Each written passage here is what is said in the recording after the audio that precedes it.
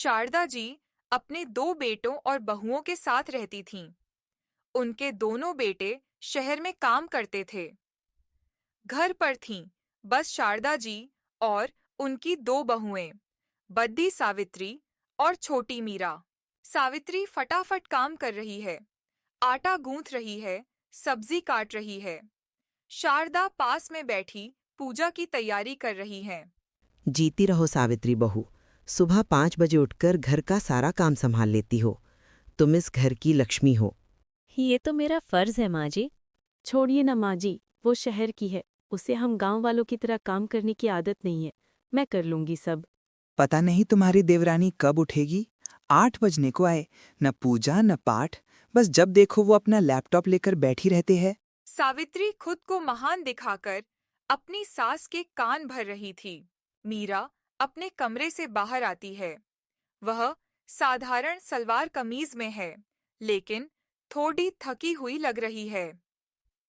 वह अपना लैपटॉप लेकर हॉल में सोफे पर बैठ जाती है। हो गई सुबह महारानी जी, नाश्ता बन गया, बर्तन धुल गए और आप अब सोकर उठी हैं। माँ जी, मैं रात को देर तक काम कर रही थी। क्या काम बहू? दिन भर तो इस डिब्बे पर उंगलियां चलाती रहती हो, कोई घर का काम भी सीख लो। भाभी, ये मेरा ऑफिस का काम है। ऑफिस? घर को ऑफिस बना रखा है? जा नाश्ता कर और सावित्री की मदद कर। बेचारी सुबह से जानवर की तरह जुटी हुई है। मीरा चुपचाप सिर झुकाकर रसोई में चली जाती है। मीरा को बहुत बुरा लगा। वो वर्क फ्रॉम होम करती थी और अक्सर देर रात तक क्लाइंट्स की मीटिंग में जगी रहती थी। पर ये बात न उसकी सास समझती थी, न जेठानी। तुमसे नहीं होगा, तुम ये टमाटर ही बिगाड़ दोगी। जाओ बाहर हॉल में बैठो। माँ जी तुम्हें काम करते देख लेंगी तो फिर मुझे ही सुनाएंगी। पर भाभी, तुम थक जाओगी, जाओ अपना लैपटॉप चलाओ, मैं हूं ना सब करने के लिए।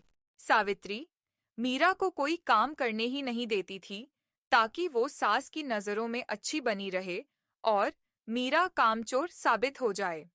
अरे, मेरा सोने का कंगन कहाँ गया? मैंने यहीं उतार कर रखा था। क्या हुआ माँ जी? बहू, मेरा कंगन नहीं मिल रहा, मेरे पति की आखिरी निशानी थी। कंगन? माँ जी, कल कल मीरा आपके कमरे में आई थी। वो अलमारी के पास खड़ी कुछ देख रही थी। मैंने पूछा तो बोली कुछ नहीं। मीरा? शारदा गुस्से में हॉल की तरफ जाती है, जहां मीरा लैपटॉप पर काम कर रही है। मीरा, मेरा कंगन कहाँ है? क्या क्या हुआ माँ जी? कौन सा कंदल? वही जो तूने मेरी अलमारी से चुराया है। माँ जी, आप ये क्या कह रही हैं? मैंने कुछ नहीं चुराया। मेरा यकीन कीजिए माँ जी, मैंने कोई चोरी नहीं की। देखो बहू, माँ जी का शक सही है, तभी तुम रोने लगी। सच सच बता दो। चुप, एक शब्द नहीं। आज तेरा असली चेहरा सामने आ गया। जब तक मेरा बेटा घर नहीं आ जाता, मुझसे बात मत करना। मीरा पर दुखों का पहाड़ टूट गया। जिस घर को वो अपना मानती थी, वहीं उस पर चोरी का इल्जाम लग गया था। वो रोते हुए अपने कमरे में चली गई। भगवान मुझे माफ करना, मुझे ये पाप करना पड़ा, पर मैं क्या करती। जब से ये मीरा आई है, माँ जी का ध्यान मुझ पर से हट रहा था। वो मुझसे ज्यादा खूबसूरत है, पढ़ी लिखी है। मैंने ही माँ जी का कंगन छुपा दिया। इसे मैं आज शाम को मंदिर की दान पेटी में डालाऊंगी। सब मीरा पर इल्जाम लगाएंगे और माँ जी मुझसे हमेशा खुश रहेंगी। बस मेरा राज मत खुलने देना भगवान। मैंने ही माँ जी का कंगन छुपा दिया। इसे मैं आज शाम को मंदिर की दान पेटी में डालाऊंगी। सब मीरा पर इल्जाम लगाएंगे और माँ जी मुझसे हमेशा खुश रहेंगी। बस मेरा राज मत खुलने देना भगवान। राज तो खुल गया सावित्री। माँ जी, आप? तुझे शर्म नहीं आई? घर की इज्जत एक मासूम लड़की पर इतना बड़ा इल्जाम लगाते हुए। मैंने तुझे बेटी माना और तू नागिन निकली। मुझे माफ कर दो माँ जी, मुझसे गलती हो गई, मुझे जलन हो गई थी। गलती? तूने पाप किया है। मैंने अपनी सोने के दिल जैसी बहू को चोर कहा तेरी वजह से। मीरा अपना बैग पैक कर रही है, रो रही है। शारदा और सावित्री कमरे में भागते हुए आते हैं। रुक जा बेटे, हमें माफ कर दे। असली चोर ये है। तूने कुछ नहीं किया। मैंने अपनी बहू को पहचानने में गलती कर दी। ये तो मेरी तस्वीर है। और इस पर लिखा है माँ जी के लिए घुटनों की मालिश करने वाली मशीन। माँ जी, आपके घुटनों में दर्द रहता है ना? मैं रात में एक्स्ट्रा काम कर रही थी ताकि अपनी पहली तनख्वाह से आपके लिए ये मशीन ला सकूं। ये सुनते ही शारदा जमीन पर बैठ गईं। उन्हें अपनी गलती का एहसास हुआ। जिस बहू को वो कामचोर और आवारा समझ रही थीं, वो उनके दर्द को दूर करने के लिए रात रात भर जागकर मेहनत कर रही थी। मुझे माफ कर दे बेटी, मैं अंधी हो गई थी। मैंने हीरा नहीं पहचाना। मीरा, मुझे भी माफ कर दो। मेरी जलन ने मेरा दिमाग खराब कर दिया था। आप मेरी माँ जैसी हैं और माँ से कैसी नाराजगी। और भाभी, आप मेरी बड़ी बहन हैं। मीरा ने अपने सोने के दिल से दोनों को माफ कर दिया। उस दिन शारदा और सावित्री दोनों समझ गईं कि घर का काम करने से कोई अच्छा या बुरा नहीं होता। इंसान का दिल साफ होना चाहिए। कहते हैं, इंसान शहर जाकर ऊंची इमारतें तो बना लेता है, लेकिन अपनी नींव भूल जाता है। ये कहानी है उस नींव की, जिसका नाम है मिट्टी। पूरा गांव सो रहा था, पर रामदीन जाग रहा था। मुर्गे की बांग से पहले उसकी आंख खुल जाती थी, क्योंकि अगर वो देर से उठता तो जमीन रूठ जाती। जमीन भी औरत जैसी होती है। समय पर देखो तो फल देती है, नहीं तो नाराज होकर सब छीन लेती है। बाबा, आपने कहा था चाहे भूखा रहना पर जमीन मत बेचना। आज आपकी कसम मेरी सांसों से बंधी है। मोहन शहर से वापस आता है और घर जाकर माँ से कहता है, माँ, शहर में लोग पूछते हैं तुम्हारा सरनेम क्या है। मैं क्या बताऊं, किसान का बेटा। बेटा, किसान होना गाली नहीं है। माँ, गाली नहीं है, लेकिन शहर में बोझ है। मोहन, तू जिस शहर की बात करता है, वो शहर तुझे तब अपनाएगा जब तेरे पास पैसा होगा, और पैसा जमीन से ही आता है। जमीन से नहीं बाबा, जमीन बेचने से आता है। आप इस मिट्टी में पूरी जिंदगी अपनी जवानी गाड़ चुके हो। हाँ, और उसी जवानी की बदौलत तू आज खड़ा होकर मुझसे बात कर पा रहा है। गांव बदल चुका था। जिसके पास कभी 10 बीघा जमीन थी, आज वो चौकीदारी करता था। रामदीन, गलती कर दी हमने। पैसा आया पर इज्जत चली गई। इज्जत गई है तो वापस आएगी, पर जमीन गई है तो पीढ़ियां रोएंगी। बिल्डर दोबारा आता है, इस बार धमकी के साथ। सोच लो रामदीन, अकेले हो। कल को सरकार सड़क निकाल देगी तो एक पैसा भी नहीं मिलेगा। डर मुझे नहीं, मुझे मेरे भगवान को समझाना पड़ेगा अगर मैंने जमीन बेच दी। रात का समय था। धनिया चूल्हे के पास बैठी है। मैं माँ हूँ, मुझे पेट भी दिखता है और आत्मा भी। काश कोई ऐसा रास्ता होता जहाँ जमीन भी बचती और बच्चे भी। औरत हमेशा दो आग के बीच जलती है, पर आवाज नहीं करती। कुछ समय बाद सूखा पड़ता है। सारे खेत सूख जाते हैं। बाबा, आज शहर में भी काम नहीं है। अगर अब भी जमीन नहीं बेची तो सब खत्म हो जाएगा। अगर आज झुक गया तो आने वाली नस्लें खड़ी नहीं हो पाएंगी। भारी बारिश होती है। बिल्डर की कॉलोनी डूब जाती है। रामदीन, मदद कर दो। मदद इंसान करता है, सौदा नहीं। बाबा, आज समझ आया, आप जमीन नहीं बचा रहे थे, आप हमें बचा रहे थे। बेटा, देर से समझ आए तो भी समझ आ जाए, वही बहुत है। मोहन खेत में हल चलाता है। रामदीन दूर से देखता है। रामदीन मरने से पहले कुछ नहीं छोड़ गया, सिवाय एक खेत, एक संस्कार और एक सच्चाई। अगर कभी हालात पूछें तो जमीन मत बेचना। जमीन हालात बदल देगी है।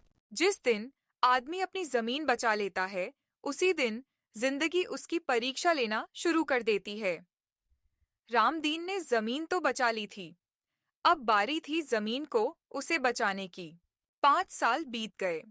गांव में सड़क आ गई, मोबाइल टावर लग गए, पर रामदीन का घर अब भी कच्चा था, क्योंकि उसने हर पैसा खेत में लगाया था।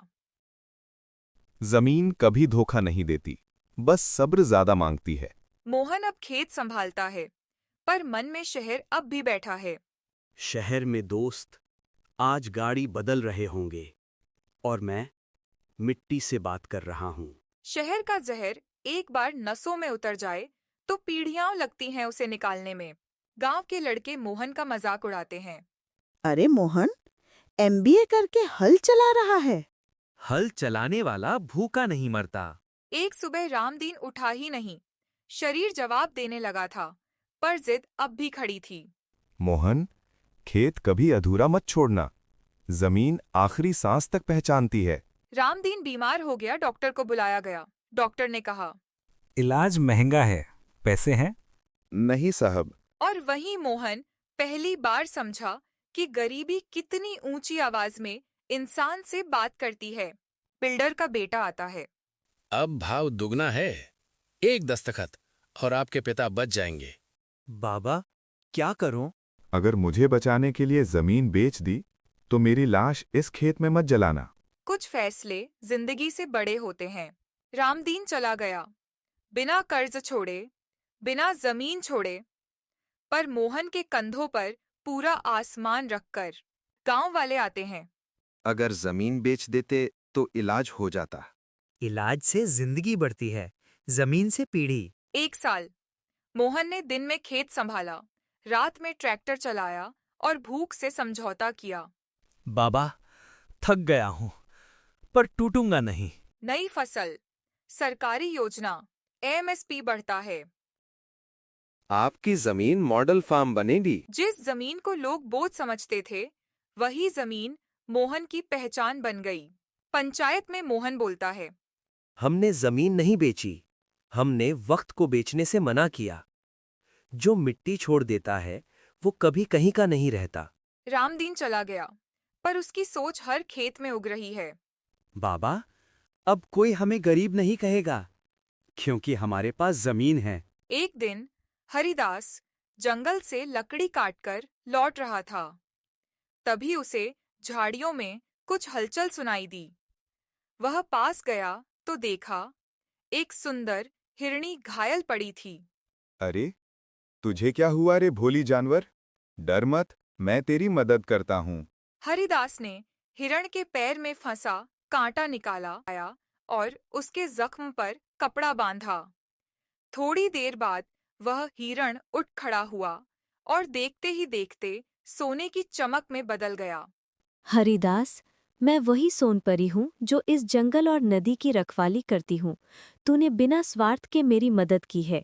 मैं तुझे एक वरदान देती हूँ, जो तू चाहे वो मिल सकता है। माँ, मुझे अपने लिए कुछ नहीं चाहिए, बस इतना चाहूंगा कि मेरे गांव में कोई बच्चा भूखा ना सोए। तेरे मन की पवित्रता ने मुझे प्रसन्न कर दिया है। जा, तेरे खेत की मिट्टी अब वरदान पाएगी। उसमें जो बीज बोएगा वो सोने की चमक से फलेगा। पर याद रख, इस वरदान में लालच की जगह नहीं है। इतना कहकर सोनपरी आसमान की ओर उड़ गई और हरिदास के ऊपर सुनहरी रोशनी बरस पड़ी। अगली सुबह हरिदास ने अपने खेत में बीज बोए। रात में हल्की बारिश हुई और जब सूरज उगा तो हरिदास ने देखा कि उसके खेत में सुनहरी चमक उठ रही है। अरे, ये तो सोने जैसा चमक रहा है। सोनपरी का वरदान सचमुच हो गया। पूरा गांव दौड़कर हरिदास के खेत में पहुंचा। हर दाना, हर पौधा सोने जैसी रोशनी में दमक रहा था। वाह, क्या चमत्कार है! हरिदास का खेत तो सच में सोना उगा रहा है। लेकिन गांव में एक लोभी जमींदार था, ठाकुर भानु सिंह। उसे किसी और की खुशहाली देखी नहीं जाती थी। ये हरिदास जैसे गरीब के पास इतना सोना कैसे आया? जरूर कोई जादू किया है उसने। मालिक, अगर हम उसके खेत की मिट्टी चुरा लें तो शायद हमें भी वो वरदान मिल जाए। ठीक है, रात में चलो मिट्टी लाते हैं, फिर देखता हूँ सोनपरी क्या करती है। रात के अंधेरे में ठाकुर और उसके आदमी हरिदास के खेत में पहुंचे। उन्होंने मिट्टी की बोरियां भरीं और चुपके से अपनी जमीन में डाल दी। अगली सुबह ठाकुर ने बीज बोए। वह हंसते हुए बोला, अब देखो मेरे खेत में कितना सोना उगेगा। लेकिन जब शाम हुई तो खेत में न सोना उगा न फसल, बल्कि पूरे खेत में कांटे और झाड़ियां उग आईं। अरे, ये क्या हो गया? और तभी आसमान में सोनपरी की आवाज गूंजी। भानु सिंह, जिस दिल में लालच हो वहाँ वरदान नहीं भलता। हरिदास ने भलाई मांगी थी, तूने स्वार्थ मांगा है। जा, अब तेरी जमीन हमेशा बांझ रहेगी। मुझसे गलती हो गई सोनपरी, माफ कर दो। गलती का प्रायश्चित केवल दया से होता है। हरिदास से माफी मांग, वही तेरा उद्धार करेगा।